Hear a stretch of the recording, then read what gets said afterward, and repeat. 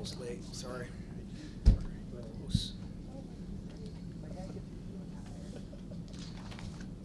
All right, thanks for coming today, guys. Coach, start with you. What do you take away from a dominant victory before you head into an old, new rivalry game against Idaho? Well, we're a young team getting better. Certainly it was good to go on the road and win convincingly like that, and we played pretty well in all three facets of the game. So, there's always stuff to correct. We'll do that today and then start getting into our Idaho plan. But I was enthused for our players to get back on the winning track, and the effort level the last few weeks in terms of trying to do that was great, and to have the reward of that on Saturday was terrific. Questions? Want some on Idaho? Idaho, they're 4-0 at home. Been tough there. When you look at them, what stands out?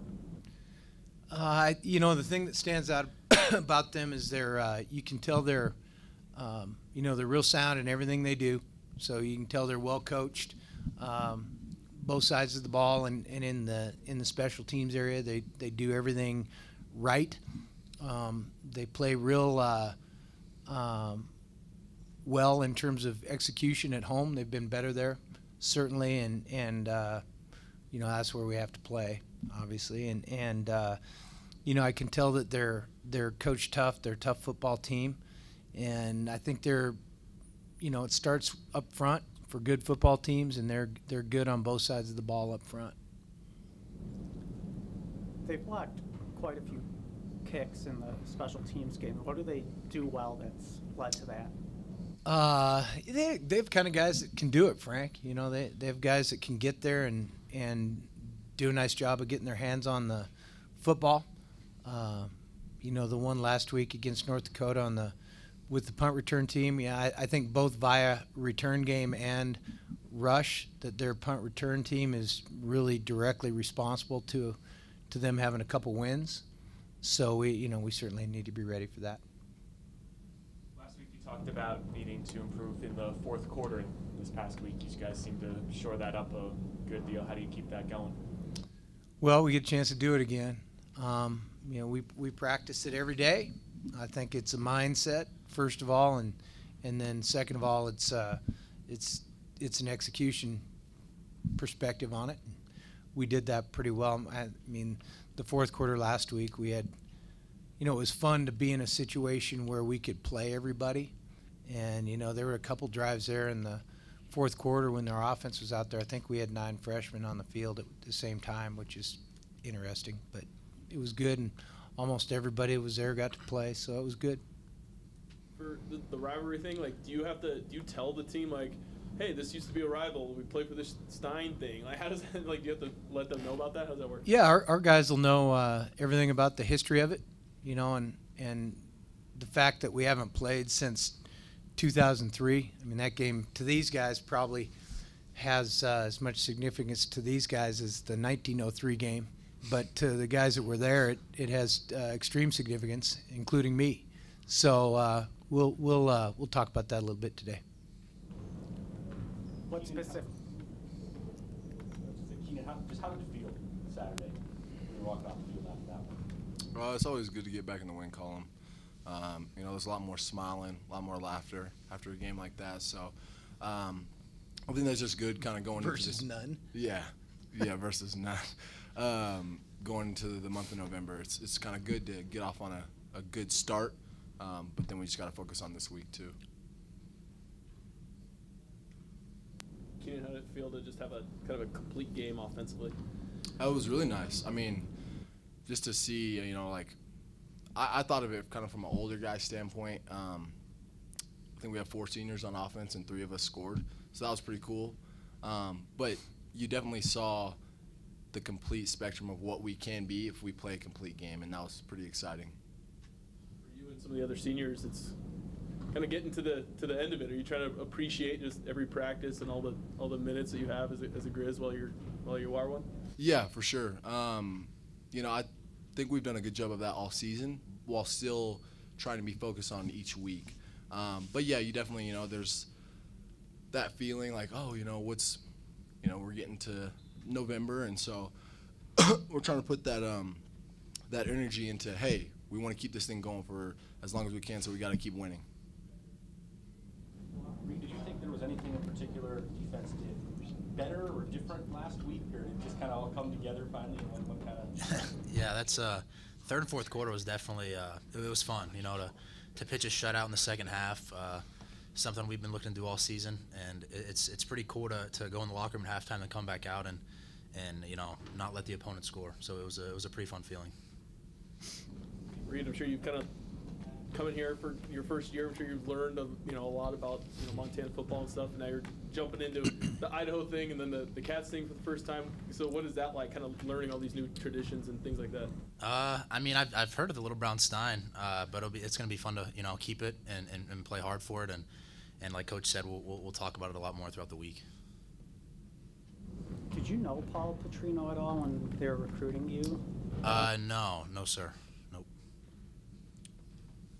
Coach, how about you, your relationship with Paul and with his whole family too? What's that like, kind of going? Yeah, I mean the extended families between our two, we know a lot of the cousins and everybody else, and we kind of, Montana, you kind of grow up with those guys, even though you're living down the road a little ways.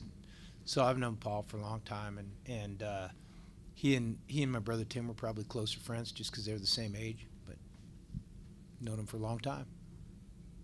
I think he does a good job. What would you say is what is the style, or what is the way his team looks when he wants to have his style, his team? Well, I think Paul's an offensive guy by nature, so they like to go up and down the field, but his toughness shows through on the defense and the kicking game too. So they're pretty balanced outfit. You can tell they've not just recruited guys on offense or anything like that. I mean, they're going to be a complete team as best they can, and he's a guy who knows what he's doing, certainly. Keenan, what's the mentality when they're undefeated at home this year, and it's going to probably be loud inside the domes? I guess just what's the mentality heading in there into a hostile place? Let's just try to make it the same. I mean, I guess you put a little emphasis on that. We're playing inside. That's kind of where we're at, but I don't know. We'll have to see how we focus on that going into the week. But I think it's just that we're playing indoors. That'll be the main focus, not their win streak at home. Bobby, what? Go for it. What does this rivalry mean to you, and how would you describe it? Well, it's our second oldest rival. I think is it 84 times, Tabes? Is this 84th or 85th time we've played? Been playing it since 1903. And, when you talk to some of the older fellas that have been part of this program, I mean, this game was a huge game in these parts for a long time. So we're aware of that. We're certainly excited to be able to play this thing again. You mentioned talking about it with the team. What specifically do you guys do? Just tell them about it, or yeah, we'll just talk about it and talk about the history of it a little bit.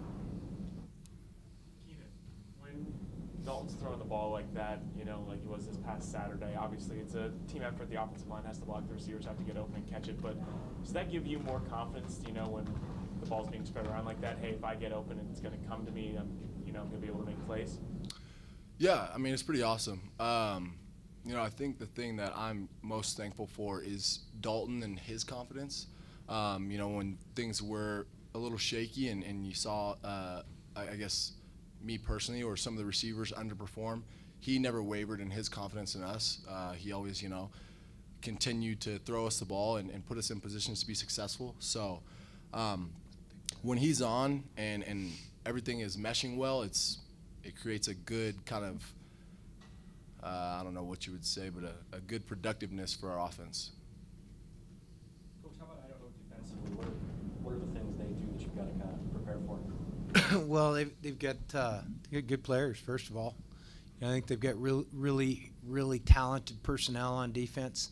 They've got the big kid, number 3, who's just a beast. I mean, he's doing a great job. He's making plays all over the place.